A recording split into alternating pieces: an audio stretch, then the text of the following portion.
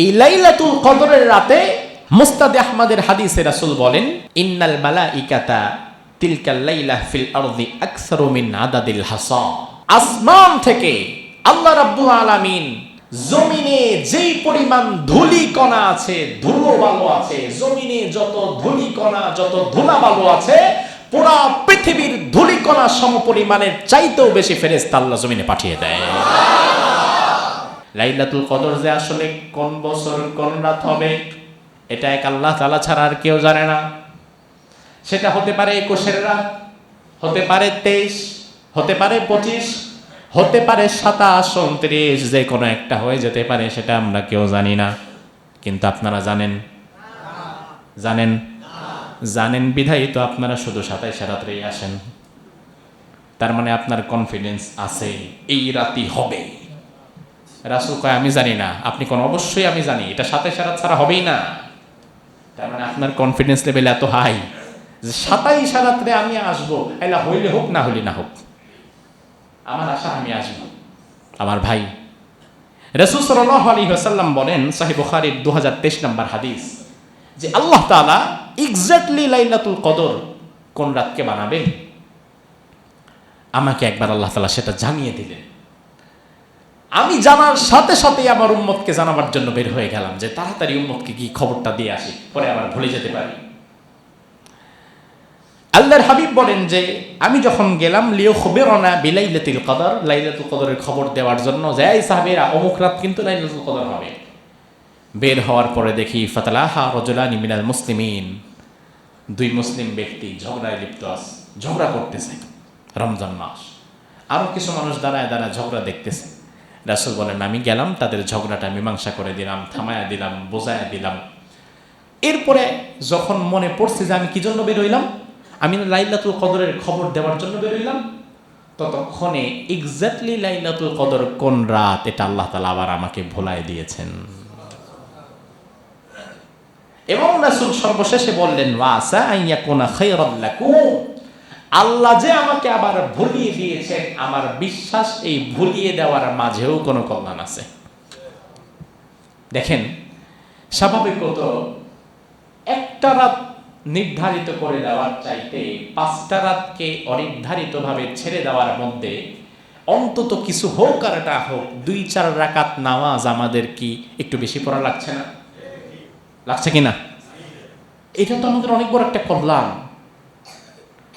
আপনার কাছে একটা বক্স দেয়া হলো, ভালো করে বোঝেন, আপনার কাছে একটা বক্স দেয়া হলো, মণি মুক্তা হীরা জাহারাত ভরা। এই বক্সটা খুললে সারা জীবন আপনি বসে খেতে পারবেন, জীবনে আর কোনোদিন পেছনে দেখাতে হবে না। এমন একটা মহামূল্যবান বক্স আপনার সামনে দিলাম, বক্সটা আবার তালা মারা। এই বক্সটা খোলার জন্য, এই তালা খোলার জন্য আপনার কাছে 5টি চাবি দেওয়া হলো। চাবি নাম্বার 1, 2, 3, 4, 5, যে কোনো একটা দিয়ে খুলবেন। এখন আপনি মাঝের একটা চাবি নিয়ে গুতাইতেছেন, সময় বেঁধে দেওয়া আছে, সময় 10 মিনিট। ওই মাঝের চাবি দিয়া গুতাইতে দেখেন সময় শেষ, টাইম ইজ ওভার, আপনার খেলা শেষ, যান আপনি। আর বুদ্ধিমান ব্যক্তি যে, সে একটা চাবি দিয়া সারাদিন গুতাবে না, বরং সে 5টা চাবি ট্রাই করবে, কারণ সময় তো আছে, হাতে চাবি মাত্র 5টা, যে কোনো একটা দিয়া তো খুলেই যাবে। আমার কাছে তো আল্লাহ তাআলা এই মহামূল্যবান মণি মুক্তায় ভরা একটা রাত দিয়েছেন। একটা রাত আমার সারা জীবনের চাইতে বেশি। ওই রাতটা খোলার জন্য আল্লাহ আমাকে চাবি দিয়েছেন 5টা। তাহলে আমি কেন শুধুমাত্র 27 নম্বর চাবি নিয়ে গোতাবো? আমার তো উচিত 21, 23, 25, 27, 29, 5টা চাবি ট্রাই করা, যে কোনো একটা তো খুলবেই। লাইলাতুল কদর, এই একটা রাত, সারা বছরে এমন কোনো রাত আর আসবে না। শুধু এমন না, আপনার জিন্দেগিতে, আপনার হায়াতে জিন্দেগিতে সর্বোচ্চ গুরুত্বের কোনো রাত থাকলে ওটা কোন রাত? লাইলাতুল কদর। আল্লাহ তাআলা এ প্রসঙ্গে কোরআনুল কারীমের মাঝে একটা আলাদা সূরাই নাজিল করে দিয়েছেন। আমরা সে সূরাটিকে কেন্দ্র করে আজকে কিছু আলোচনা শুনবো ইনশাআল্লাহ। আল্লাহ রাব্বুল আলামিন কোরআন কারীমের মধ্যে বললেন, ইন্না আনজালনাহু ফি লাইলাতিল কদর, নিশ্চয়ই আমি এই কোরআনকে লাইলাতুল কদরের রাতে নাজিল করেছি। ওয়া মা আদরাকা মা লাইলাতুল কদর, ও নবী, লাইলাতুল কদর কি, এটা কি আপনার জানা আছে নাকি? এটা আল্লাহ প্রশ্ন করছে তার নবীকে।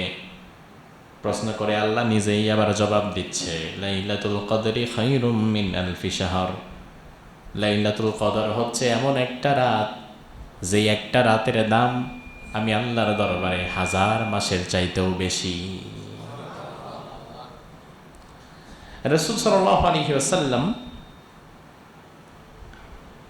সাহাবায়ে কেরামের সামনে একদিন বনী ইসরাঈলের 4 ব্যক্তি প্রসঙ্গে আলোচনা করলেন। সাহাবীরা বসে আছে, রাসূল সামনে বসা। আলোচনা প্রসঙ্গে রাসূল বললেন, আবাদুল্লাহ সামানিনা আমা লাম ইয়াসুহু তারফাতা আইন। বনী ইসরাঈলে এমন 4 জন ব্যক্তি ছিল, যেই ব্যক্তিরা একাধারে 1 দিন 2 দিন না 80 বছর টানা তারা আল্লাহর ইবাদতে কাটিয়েছে। এই 80 বছরে চোখের পলক পড়তে যতটা সময় লাগে, এতটুকু সময়ও তারা আল্লাহর ইবাদত থেকে নিজেরা পৃথক হয় নাই। কয় বছর? 80 বছর। চিন্তা করা যায়, 80 বছর চোখের পলক পড়তে যা সময় লাগে, এই সময়টুকু নাকি ইবাদত থেকে পৃথক হয় নাই। তাহলে কি পরিমাণে ইবাদত করেছে! আমাদের আর সাহাবায়ে কেরামের মানসিকতার মধ্যে পার্থক্য আছে না? আমাদের মানসিকতা হচ্ছে, আমরা দুনিয়াদারকে দেখে তার মতো দুনিয়াদার হওয়ার স্বপ্ন দেখি। আরেকজন একটা ব্যবসা শুরু করছে, বা পাশের জন 4-5 বছর আগে ওই নামার ওদিকে 1 লাখ টাকা শতাংশ জমি কিনছে। হঠাৎ করে কিছু রাস্তাঘাট হয়ে যাওয়াতে 5 বছর পরে ওই জমির দাম হয়ে গেছে এখন 20 লাখ টাকা শতাংশ। এই গল্প জানার পরে আমার চিন্তা আসে, আয় আল্লাহ, ওই সময় তো টাকা আমার কাছেও ছিল, আমি যদি নিতে পারতাম। ইস, কি একটা মিস করলাম। আরে, তাহলে তো আজকে আমার জমির দামও 20 লাখ করে হয়ে যেত। তার মানে হচ্ছে, আমরা দুনিয়াদারকে দেখে, দুনিয়ার সফলতা দেখে তার মতো হওয়ার স্বপ্ন লালন করি। তাহাজ্জুদের নামাজে এসে দাঁড়িয়েছে 2 জন, বা এই বছর ইতিকাফে বসছে 2-4-5 জন, তাকে দেখে আমার মনে এটা জাগে না, আল্লাহ, এই মানুষগুলো ইতিকাফে বসছে, এ তো নিশ্চিত লাইলাতুল কদর পেয়ে যাবে। আল্লাহ, তুমি একটু আমার বাঁচায় রাখো আল্লাহ, সামনে বছর আমিও ইতিকাফে বসবো। এই মানসিকতা আসে না। তার মানে আমরা দুনিয়াদারকে দেখে দুনিয়াদার হওয়ার স্বপ্ন দেখি, দিনদারকে দেখে দিনদার হওয়ার স্বপ্ন দেখি না। কথা কি ঠিক কিনা? সাহাবায়ে কেরাম দিনদারিতা অন্য কারো কাছে একটু বেশি পেলে সেটা নিজেরা লুফে নেওয়ার চেষ্টা করতেন। এখন সাহাবীরা যখন শুনছে আল্লাহু আকবার, 4 জন ব্যক্তি 80 বছর একটানা ইবাদত করছে, চোখের পলক পড়তে যতটুকু সময় লাগে, লাম ইয়াসুহু তারফাতা আইন, এতটুকু সময় তারা ইবাদত থেকে পৃথক হয় নাই। আল্লাহু আকবার। সাহাবীরা চিন্তায় পড়ে গেলেন, ইন্না লিল্লাহ, তাহলে আমাদের কি হবে? ওই মানুষগুলো তো 300 বছর 400 বছর হায়াত পাইত। এখন 400 বছর যে হায়াত পায়, 83 বছর ইবাদত করা তার জন্য সহজ হলেও হতে পারে, কিন্তু যে হায়াত পায় 50, 60, 70 বছর, আবার 30, 35, 40 বছরের পরে মানজা চলে না, সে 83 বছর ইবাদত করবে কেমনে? সাহাবায়ে কেরাম চিন্তায় পড়ে গেলেন। রাসূলও চিন্তা করলেন, আসলে তো আমার সাহাবীরা তো চিন্তিত হয়ে পড়ল, কি করা যায়? এই যে সাহাবায়ে কেরামের বিমর্ষ চেহারা, চিন্তিত অবস্থা, এটা আরশের উপর থেকে যিনি দেখছেন তিনি কে? আল্লাহ রাব্বুল আলামিন সাথে সাথে জিবরিল আমিনকে পাঠিয়ে দিলেন। জিবরিল আমিন দুনিয়াতে চলে এলেন। বিশ্বনবী তখনও সাহাবায়ে কেরামের সামনে বসা একই মজলিস। জিবরিল আমিন এসে বললেন, ও নবী, আপনার সাহাবীরা ওই বনী ইসরাইলের 4 জনের ইবাদতের গল্প শুনে তারা আশ্চর্য হয়ে গিয়েছে, চিন্তিত হয়ে পড়েছে। চিন্তার কোনো কারণ নাই, আফসোসের কোনো কারণ নাই। আল্লাহ তাআলা হয়তো আপনার উম্মতকে অতীতের উম্মতের মতো 400-500 বছর হায়াত দিবে না। আল্লাহ রাব্বুল আলামিন হয়তো আপনার উম্মতকে এত লম্বা হায়াত দিবে না। লম্বা হায়াত যদি আল্লাহ নাও দেয়, আল্লাহ সুবহানাহু ওয়া তাআলা এমন একটা সূরা এখন নাজিল করে দিচ্ছে, এমন একটা আয়াত এখন আল্লাহ তাআলা আপনার উম্মতের মাঝে দিয়ে দিচ্ছে, ওই একটা রাতে যদি আপনার কোন উম্মত ইবাদত করতে পারে, 1000 মাস ইবাদত করলে যা হবে তার চাইতে বেশি আল্লাহ তাআলা আমলনামায় দিয়ে দিবেন। 1000 মাস। আল্লাহ বললেন লাইলাতুল কদরি, তারপরে কি? খায়রুম মিন আলফি শাহর।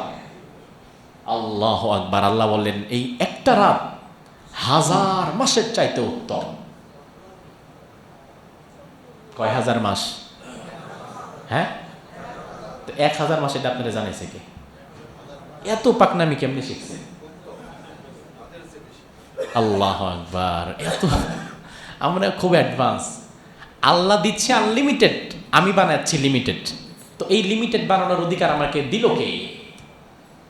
কত আলিম ওলামায়ে কেরাম মাশাআল্লাহ তারা 1000 মাসের একটা হিসাব করে দেখায় দেয়। তো এই জন্য মানুষের অধিকাংশের ধারণা 1000 মাস। তো আল্লাহ তো চাইলে বলতে পারতো 1000 মাসের চাইতে উত্তম, কিন্তু আল্লাহ বলে না, আরে আমি তো আমার বান্দাকে আনলিমিটেড দিব, আমি তো চাইলে 10,000 মাস দিতে পারি, আমি চাইলে 5000 মাস দিতে পারি, আমি চাইলে আরো বেশি দিতে পারি। এজন্য আল্লাহ গ্যাপ রাখলেন, জায়গা রাখলেন, শূন্যস্থান রাখলেন। আপনার ইবাদত, আপনার তাওয়াক্কুল, আপনার ইখলাস যেই পরিমাণ হবে, আল্লাহ সেই পরিমাণ যেন আপনার উপরে বাড়ানোর মতো আল্লাহ তাআলার যেন জায়গা থাকে। এজন্য আল্লাহ কিন্তু 1000 মাস বলে নাই, আল্লাহ শুধু বলেছেন 1000 মাস। এখন কয় হাজার মাস সেটা আপনি আপনার রবের সাথে বুঝে নেবেন।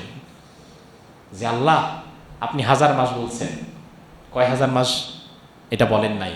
আর আমি কিন্তু 10,000 মাসের নিচে ধরেই নাই। 1000 মাস তো আল্লাহ বলেন নাই, আল্লাহ তো চাইলে 1000 মাস বলতেই পারতেন। তাহলে আপনি 1000 মাস ধরবেন কেন? আমি তো 1000 মাস ধরিই না।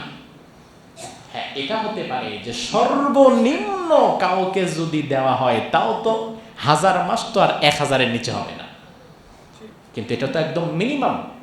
আমি আল্লাহর দরবারে মিনিমাম কেন চাইবো? আমি তো আল্লাহর দরবারে তার ম্যাক্সিমাম ডিজিটটা চাইবো। মিনিমামটা তো আমি আল্লাহর কাছে চাইবো না। আমার আল্লাহ তো ফকির না, আমার আল্লাহ তো বেনিয়াজ। এই জন্য আমি আল্লাহর দরবারে ম্যাক্সিমাম ডিজিট যেটা ওটা চাইবো, আপনি আমাকে ওটা দিবেন।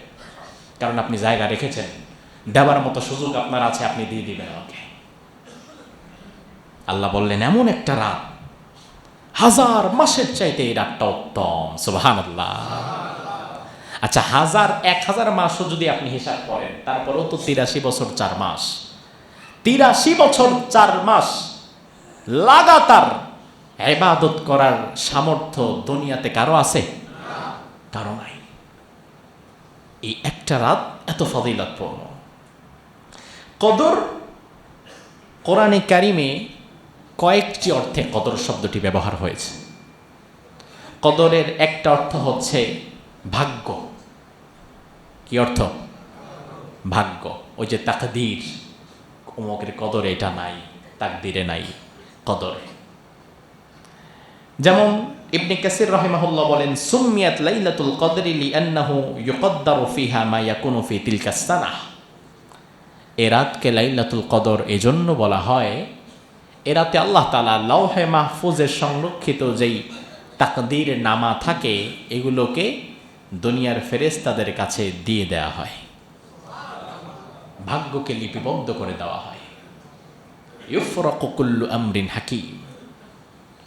কদরের আরেকটা অর্থ হচ্ছে মর্যাদা, মহিমান্বিত, সম্মান। যেমন বলি না, ভাই অমুকের যে কদর, তার মানে অমুকের সম্মান অনেক বেশি, তার কদর অনেক বেশি আমার কাছে। ইমাম জুহরি রাহিমাহুল্লাহ বলেন, সুম্মিয়াত লাইলাতুল কদরি লিআযমি শারাফিহা ইনদাল্লাহ। আল্লাহর দরবারে এ রাত অতি মর্যাদাবান, মহিমান্বিত বলে এ রাতকে বলা হয় লাইলাতুল কি কদর।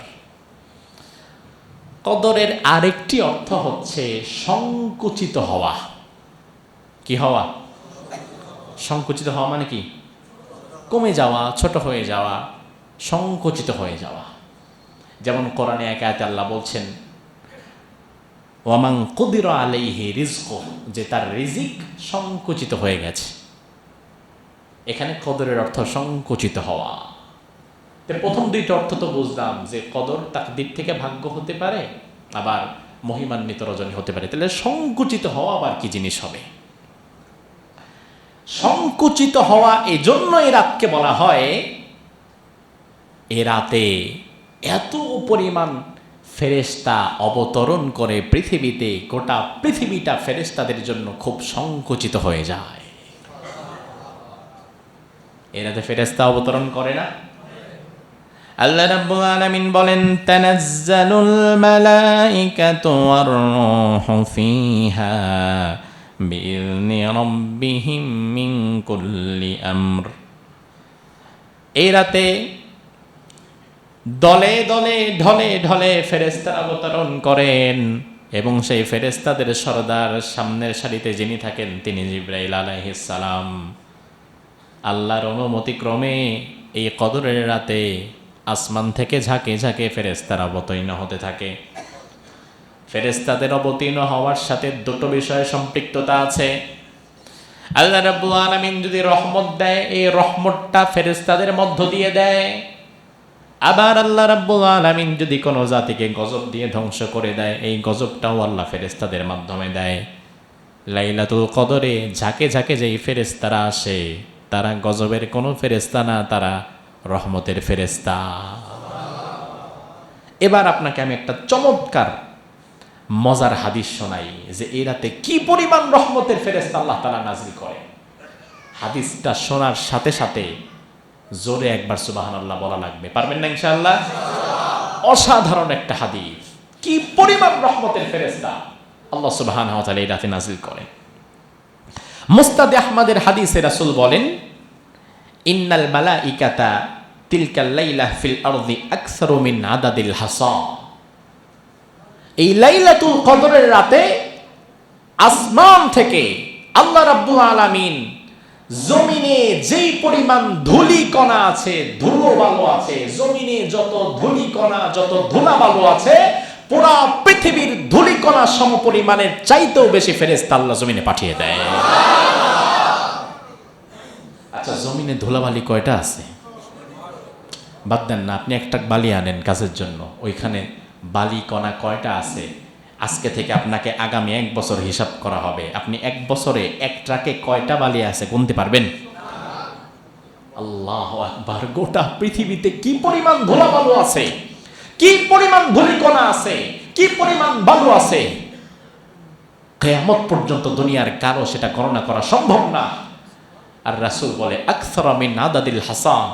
আল্লাহ তাআলা তোমার কল্যাণে, তোমার উপরে এত পরিমাণ রহমত দিতে চান, আসমান থেকে এত পরিমাণ ফেরেশতা আল্লাহ পাঠায়, জমিনে এত পরিমাণ ধুলা বালুও নাই। এত পরিমাণ রহমতের ফেরেশতা আল্লাহ সুবহানাহু ওয়া তাআলা এ রাতে পাঠায়। এ রাত এত সম্মানিত, এত ফজিলতপূর্ণ, এত বারাকাহপূর্ণ, এ রাতের এত গুরুত্ব, এত মর্যাদা। এর কারণ কি? এর কারণ হচ্ছে এ রাতে একটা কিতাব অবতীর্ণ হয়েছে, সেই কিতাবের নাম কি? তাহলে দেখেন, কোরআন যদি এই রাতে নাজিল না হয়ে কথার কথা শবে বরাতের রাতে নাজিল হতো, তাহলে সর্বোচ্চ সম্মানিত রাত হতো কোনটা? কোরআন যদি মুহররমের দিন বা ওই রাতে নাজিল হতো, তাহলে সর্বোচ্চ সম্মানের রাত হতো কোনটা? মুহররমের রাত। কোরআন যদি শাবানের 1ম তারিখে নাজিল হতো, তাহলে সর্বোচ্চ সম্মানের রাত হতো কোনটা? তাইলে বোঝেন মূল দামটা এটা এই লাইলাতুল কদরের, শবে বরাতের, মুহররমের নাকি কোরআনের? মানে কোরআন নাজিল হয়েছে যেথায় সম্মান বেড়ে গিয়েছে সেটাই। এটা সেই কিতাব এ রাতের এত ফজিলত এমনি এমনি হয় নাই। আল্লাহ তাআলা বাছাই করে এই রাতকে জন্য নেন নাই। এই রাতে আল্লাহ তাআলা তার মুখ নিঃসৃত কোরআন নাজিল করেছেন। এ রাতের দাম আল্লাহ বাড়িয়ে দিয়েছেন। তার মানে বুঝতে হবে আপনাকে সম্পূর্ণ আকর্ষণের জায়গা কোনটা? তাহলে প্রধান আকর্ষণ কোরআন। কোরআনকে কেন্দ্র করে দাম বাড়ে। আল্লাহ রাব্বুল আলামিন কোরআনুল কারীমের মধ্যে বললেন, শাহরু রমাদানাল্লাযী উনজিলা ফীহিল কুরআন হুদাল লিন্নাসি ওয়া বাইনাতিম মিনাল হুদা ওয়াল ফুরকান। রমাদান হচ্ছে সেই মাস, রমাদান মাসের পরিচয় আল্লাহ করিয়ে দিচ্ছেন আমাদেরকে। আল্লাহ বলছেন, ও বান্দা, রমজান কোন মাস তুমি তো জানো না, আমি আল্লাহ তাআলা তোমাকে রমজান মাস সম্পর্কে ধারণা দেই। আল্লাহ প্রথমে বললেন শাহরু রমাদান, রমজান হচ্ছে সেই মাস। আমরা শোনার জন্য বসে আছি দেখে রমজানটা কোন মাস। এরপরে আল্লাহ বললেন আল্লাযী উনজিলা ফীহিল কুরআন, যে মাসে আমি কোরআন নাজিল করেছি। হুদাল লিন্নাস, কোরআন হচ্ছে গোটা দুনিয়ার মানুষের জন্য হেদায়েত। ওয়া বাইনাতিম মিনাল হুদা ওয়াল ফুরকান, হেদায়েতের কিতাব কোরআন এবং সত্য মিথ্যার পার্থক্যকারী কোরআন। তার মানে আপনি একটা বিষয় লক্ষ্য করেন, আয়াতের শুরুটা আল্লাহ করলো রমজানের পরিচয় দিবে এই কারণে, কিন্তু রমজানের পরিচয় না দিয়ে রমজানের কথা বলার পরেই পুরো আয়াতটা আল্লাহ খালি কোরআন কোরআন কোরআন কোরআন কোরআন নিয়ে শুধু কথা বলল। অথচ আমাদের দাবি হচ্ছে আগে রমজান কি, এই যে এই মাসের নাম রমজান, এটা এতদিন হবে, 30টা রোজা রাখা লাগবে, সকাল থেকে সন্ধ্যা পর্যন্ত খাওয়া যাবে না, স্ত্রীর কাছে যাওয়া যাবে না, হারাম কিছু করা যাবে না। কথা তো ছিল আল্লাহ তাআলা রমজান প্রসঙ্গে আয়াত নাজিল করলে এই কথাগুলোই আগে বলবেন, কিন্তু এই কথাগুলো না বলে শুধু বললেন রমজান সেই মাস, এরপরে আর কোনো কথা নাই। কথা টোটালটা চেঞ্জ করে আল্লাহ বলা শুরু করলেন, রমজানটা রাখো পরে, আগে শোনো এই মাসের দাম কেন বেড়েছে। আল্লাযী উনজিলা ফীহিল কুরআন, কারণ এই মাসে আমি একটা কোরআন নাজিল করেছি। আল্লাহ রাব্বুল আলামিন 11 মাসের চাইতে রমজানের মর্যাদা বাড়িয়ে দিয়েছেন এই কারণে, কারণ রমজানে আল্লাহ কোরআন নাজিল করেছেন। তার মানে যেই মাসে কোরআন নাজিল হলো ওই মাসের মর্যাদা কি কমলো না বাড়লো? যেই রাতে নাজিল হলো রাতের মর্যাদা কি হলো? বেড়ে গেল। আবার কোরআন যেই ফেরেশতা বহন করে নিয়ে আসলেন, আল্লাহ রাব্বুল আলামিন কত হাজার লক্ষ কোটি কোটি ফেরেশতা বানিয়েছেন, তার আসল হিসাব এক আল্লাহ ছাড়া আর কারো কাছে নাই। অথচ আল্লাহ রাব্বুল আলামিন সব ফেরেশতাদের মধ্যে সর্বোচ্চ সম্মানিত করেছেন সেই ফেরেশতাকে, যে ফেরেশতার দ্বারা আল্লাহ তাআলা কোরআনকে বহন করে নিয়ে এসেছেন। তার মানে কোরআন যেই ফেরেশতা বহন করে নিয়ে আসলো জিবরাইল, ওই ফেরেশতার দামও বেড়ে গেল। আবার কোরআন যেই নবীর উপরে নাজিল হলো মুহাম্মাদুর রাসূলুল্লাহ সাল্লাল্লাহু আলাইহি ওয়াসাল্লাম, যার প্রতি কোরআন নাজিল হলো তার মর্যাদাও বেড়ে গেল। তার মানে আমার ভাই দেখেন, কোরআন যার কাছে আসছে তিনার মর্যাদা সর্বোচ্চ হয়ে গেছে। যেই ফেরেশতা আনছে সে ফেরেশতাদের সর্দার হয়ে গেছে। যেই মাসে নাজিল হয়েছে ওই মাসটা 11 মাসের চাইতে দামি হয়ে গেছে। যে রাতে নাজিল হয়েছে ওই রাতটা বাকি 1000 মাসের চাইতেও দামি হয়ে গিয়েছে।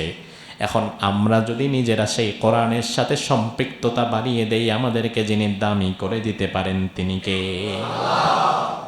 এটা তো সেই কিতাব, এটার সাথে যার সম্পৃক্ততা তৈরি হয়েছে তার দাম বেড়ে গেছে।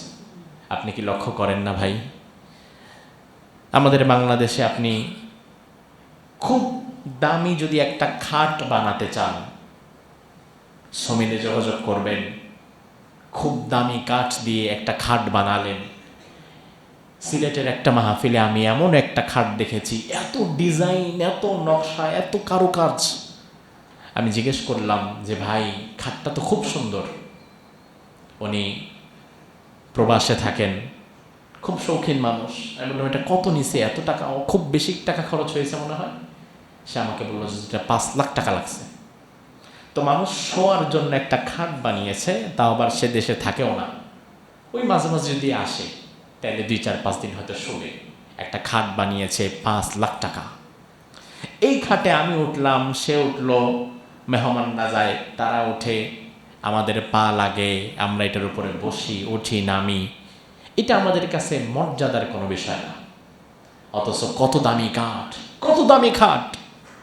অথচ আপনি বাজার থেকে একটা 30 টাকার রেহাল কিনে আনেন। রেহালের কাঠগুলো স্বাভাবিকত সবচেয়ে নিম্নমানের কাঠ হয়, যেগুলো আপনি একটু হাত দিয়ে ট্রাই করলেও ভেঙে যাবে, ফেটে যাবে।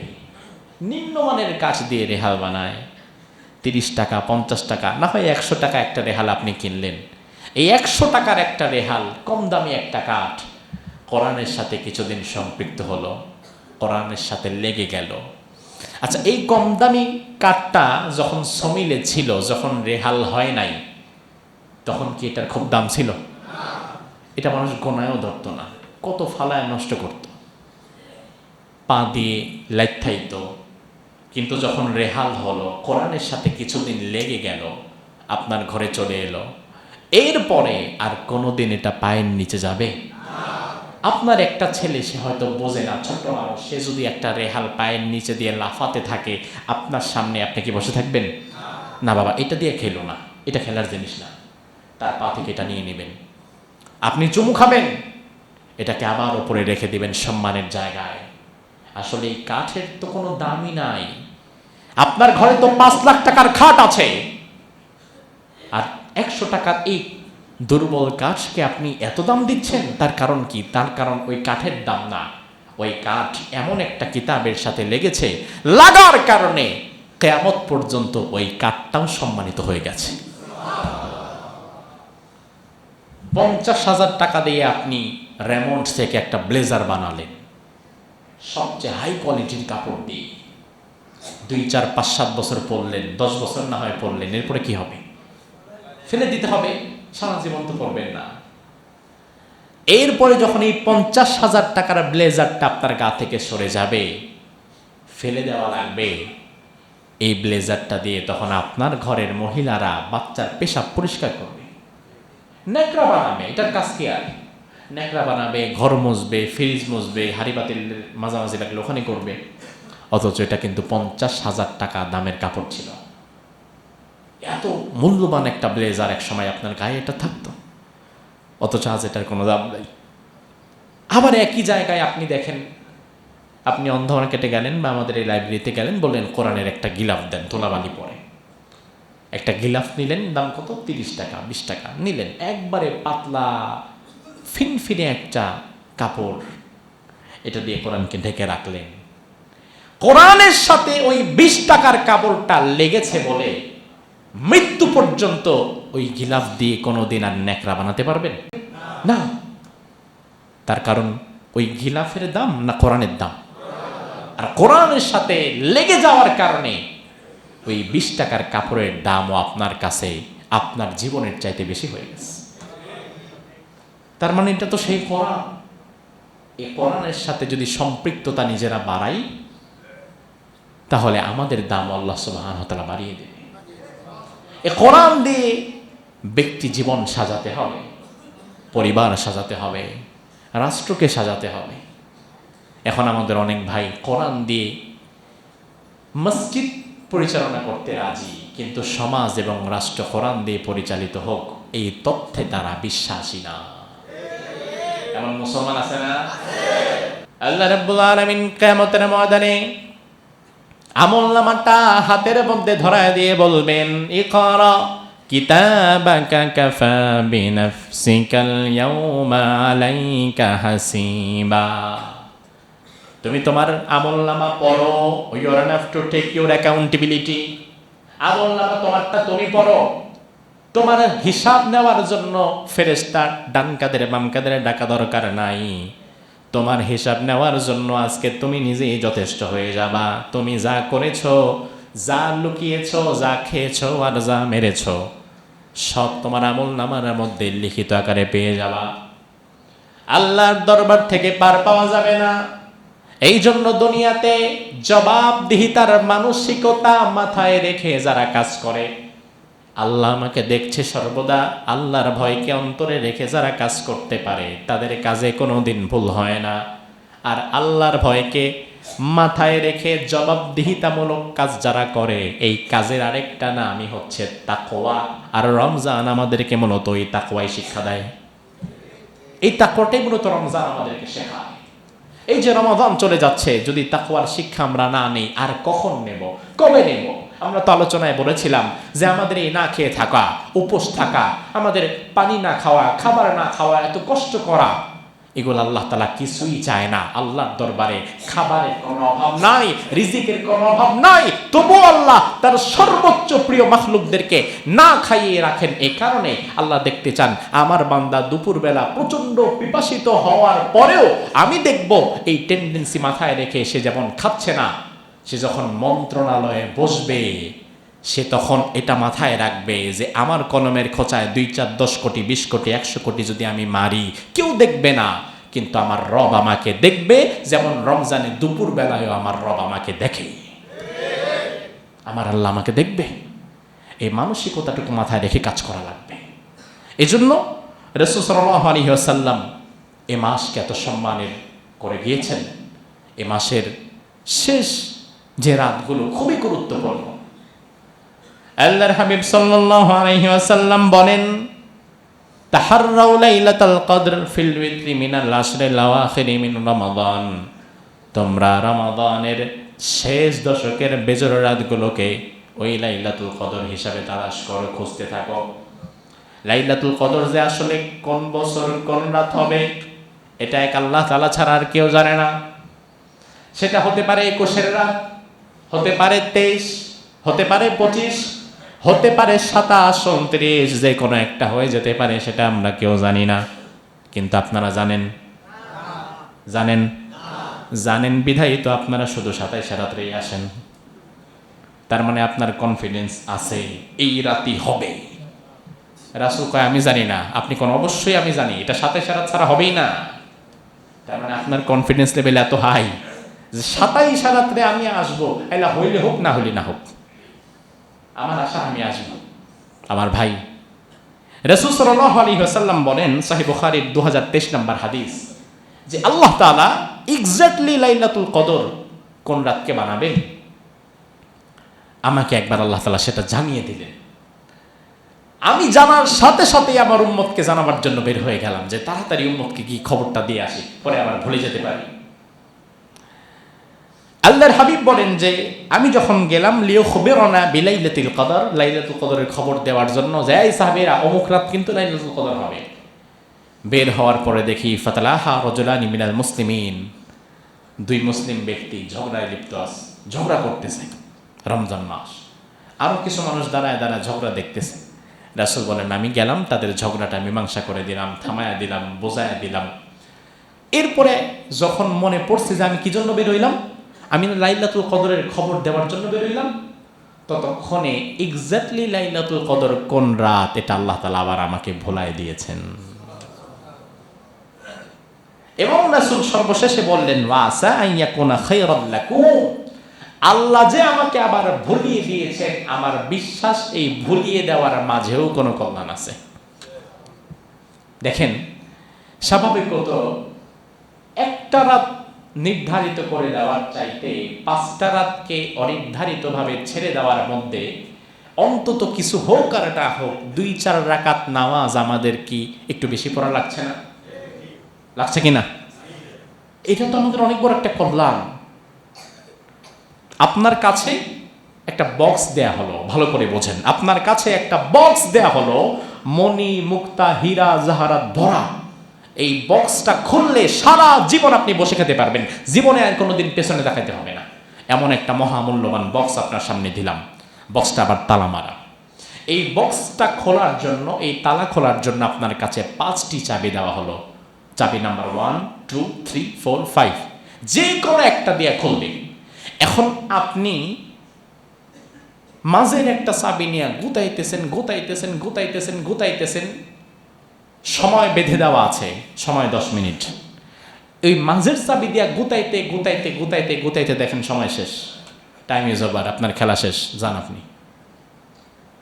আর বুদ্ধিমান ব্যক্তি যে সে একটা চাবি দিয়া সারাদিন গুতাবে না, বরং সে 5টা চাবি ট্রাই করবে, কারণ সময় তো আছে, হাতে চাবি মাত্র 5টা, যে কোনো একটা দিয়ে তো খুলেই যাবে। আমার কাছে তো আল্লাহ তাআলা এই মহামূল্যবান মণি মুক্তায় ভরা একটা রাত দিয়েছেন। একটা রাত আমার সারা জীবনের চাইতে বেশি। ওই রাতটা খোলার জন্য আল্লাহ আমাকে চাবি দিয়েছেন 5টা। তাহলে আমি কেন শুধুমাত্র 27 নম্বর চাবি নিয়ে গোতাবো? আমার তো উচিত 21, 23, 25, 27, 29 5টা চাবি ট্রাই করা, যে কোনো একটা তো খুলবেই। কথা বোঝেন নাই? আচ্ছা, এর চাইতে সহজে কেমনে বোঝানো লাগে আমার তো জানা নাই। আমার কাছে তো চাবি 5টা আছে, আমি একটা দিয়ে কেন গোতাবো? আমি 5টাই ট্রাই করব, যে কোনো একটা দিয়ে তো আমার ভাগ্য খুলেই যাবে। অলরেডি অনেকগুলো রাত পার হয়ে গিয়েছে, আর যে রাতগুলো আছে অন্তত সেই রাতগুলোতে আমরা আমাদের পরিপূর্ণ আমল যেন করতে পারি। আল্লাহ তৌফিক দান করুক, বলি আমিন। আমার ভাই, এ রাত এত ফজিলতপূর্ণ, আল্লাহ রাব্বুল আলামিন কোরআনুল কারীমের মধ্যে বললেন, ফিহা ইউফরাকু কুল্লু আমরিন হাকিম। এটা হচ্ছে সেই রাত, যে রাতে আল্লাহ তাআলা মানুষের ভাগ্যটাকে লিপিবদ্ধ করেন নতুনভাবে। ভাগ্য আমাদের সৃষ্টির 50,000 বছর আগে আল্লাহ তাআলা লিখে রেখেছেন। লাইলাতুল কদরে আল্লাহ রাব্বুল আলামিন লৌহে মাহফুজ থেকে সেই লিখিত ভাগ্যলিপিটা দুনিয়ার মাঝে দিয়ে দেন, দুনিয়ার ফেরেশতাদের কাছে দিয়ে দেন, রিজিকের ফেরেশতার কাছে দিয়ে দেন, মৃত্যুর ফেরেশতার কাছে দিয়ে দেন, রহমতের ফেরেশতার কাছে দিয়ে দেন। আগামী 1 বছর আপনি কি করবেন, কোথায় যাবেন, কি পাবেন, কি হারাবেন, সুস্থ থাকবেন না অসুস্থ হয়ে যাবেন, বেঁচে থাকবেন নাকি মরে যাবেন। গত রমাদানে আমাদের মাঝে বেঁচে ছিল, এই রমাদানে আর আমাদের মাঝেই নাই, এমন আছে না নাই? আমাদের আতা হয়েছিল না গত রমজান? হ্যাঁ, রমজানে ছিল না? ছিল। আমি তখন দেশের বাইরে ছিলাম। আমাকে ওই যে আমাদের নাদিম ভাই মেসেজ দিয়ে বললো যে আতা ভাই মরে গেছে। দেখেন, গত রমজানে ছিল, আজকে নাই, সামনের সাথে থাকতো। আবার এখানে এমন লোক আছে যে এখন অসুস্থতার তীব্রতার কারণে আসতে পারছে না। এই যে দেখেন, গত রমজান পর্যন্ত আমাদের মোতাল্লি সাহেব সামনের সাথে বসতে পারত, অসুস্থতার কারণে এখন পেছনের দিকে চলে যেতে হয়েছে, চেয়ারে বসা ছাড়া তিনি রুকু সিজদা করতেই পারছেন না। এই যে আস্তে আস্তে আস্তে আস্তে আপনি যে দূরে সরে যাচ্ছেন, সময় যে শেষ হয়ে আসছে, আপনার রব কিন্তু আপনাকে সিগন্যাল দিচ্ছে, আপনার রব কিন্তু আপনাকে সিগন্যাল দিচ্ছে। এই রমাদান হতে পারে অনেকের জীবনের শেষ রমাদান। আগামী রমজান আবার ভাগ্যে পাবো তার কোনো গ্যারান্টি আছে ভাই? না। আব্দুল্লাহ ইবনে আব্বাস রাদিয়াল্লাহু আনহু বলেন, ইন্নাকা লাতারার রাজুল ইয়ামশি ফিল আসওয়াক ওয়া ক্বাদ উকিয়া ইসমুহু ফিল মাউতা। এই লাইলাতুল কদরের রাতে জমিনে এমন কিছু মানুষকে দেখা যায়, যে মানুষগুলো বাজারে রাস্তাঘাটে, ইয়ামশি ফিল আসওয়াক, রাস্তাঘাটে বাজারে খুব ব্যস্ত, জায়গা জমি নিয়ে ব্যস্ত, টাকা পয়সার জন্য ব্যস্ত, দোকানপাট নিয়ে ব্যবসা বাণিজ্য নিয়ে ব্যস্ত, খুব ব্যস্ত সময় পার করছে। আব্দুল্লাহ ইবনে আব্বাস আফসোস করে বলে, আহারে আহারে হতভাগা, এটা হয়তো তোর জীবনের শেষ রাত ছিল আল্লাহর দরবারে মাফ চাওয়ার জন্য। তোর নামটা হয়তো ফেরেশতারা মৃত্যুর ডায়েরিতে এন্ট্রি নিয়ে ফেলেছে, মৃত্যুর ডায়েরিতে তুলে ফেলেছে। তুই আর কোনোদিন এই রাতটা ফিরে পাবে না, অথচ জীবনের শেষ এই রাতটাও তুই দোকানে, রাস্তাঘাটে, ব্যবসা বাণিজ্যের ব্যস্ততায় কাটালি। এই কথাটা যখন আব্দুল্লাহ ইবনে আব্বাসের এই কথাটা যখন আমি পড়লাম, চিন্তা করলাম, ইন্না লিল্লাহ, কি ভয়াবহ কথা, যে এই রাতে আমার মৃত্যুর ফয়সালা লেখা হয়ে গেছে ওই সময়, যেই সময় আমি দুনিয়ার ব্যস্ততায় ডুবে আছি, যেই সময় দুনিয়া আমাকে পাগল করে রেখেছে, কোনো দিকে সময় নাই। লাইলাতুল কদরে 2-4 রাকাত তাহাজ্জুদ পড়ার সময় নাই, একটু কোরআন পড়ার সময় নাই, 200-400 টাকা দান করার মতো সময় নাই, সুযোগ নাই, ইচ্ছা নাই, আল্লাহকে একটু ডাকার মতো ইচ্ছা নাই, নিজের একটু ক্ষমা চাওয়ার মতো ইচ্ছা নাই, সময় নাই, সুযোগ নাই, বিশাল ব্যস্ত আমি। আল্লাহ বলে, রাখ, এই ব্যস্ততা শেষ, সামনে বছর আর এই ব্যস্ততাও থাকবে না, তুইও থাকবি না, রাতও থাকবে না।